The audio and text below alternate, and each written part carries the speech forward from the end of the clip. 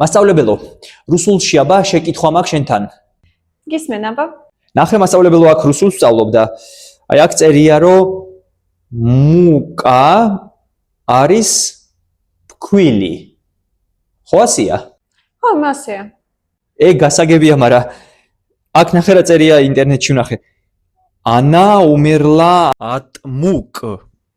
ანუ ის მოკვდა ფქვილისგან? გამარკვიე ერთი. არა, ფქვილისგან კი არ მოკვდა. მუკა არის ფქვილი. მუკა არის ტანჯვა. ანუ ის მოკვდა ტანჯვისგან. ეხლა მივხვდი. კაი, აბა ერთ კითხვაზე კიდე მიპასუხე. აი, ზამაკ არის ციხესიმაგრე, ხო? ხო, ზამაკ არის ციხესიმაგრე. აჰა, ხო, ნახე რას მწერს რუსი ბიზნეს პარტნიორი. დაკეტე ციხესიმაგრე. Запри замок. ციხე-დარბაზი მე არ მაქვს. ხო, ზამაკ ნიშნავს ციხესიმაგრეს, მაგრამ კიდევ გვაქვს სიტყვა ზამოკ. ეს ნიშნავს ბოქლომს.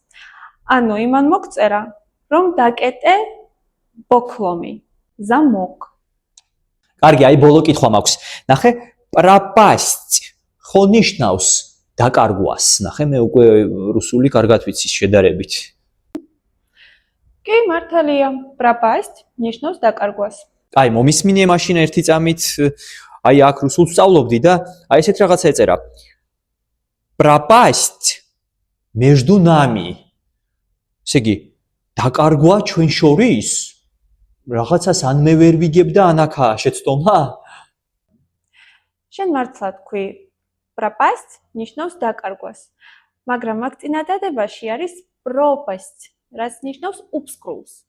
ანუ ჩვენს შორის между нами пропасть არის упскрული. მასწავლებელო, მე მგონი მე და რუსულს შორის არის пропасть და არა пропасть.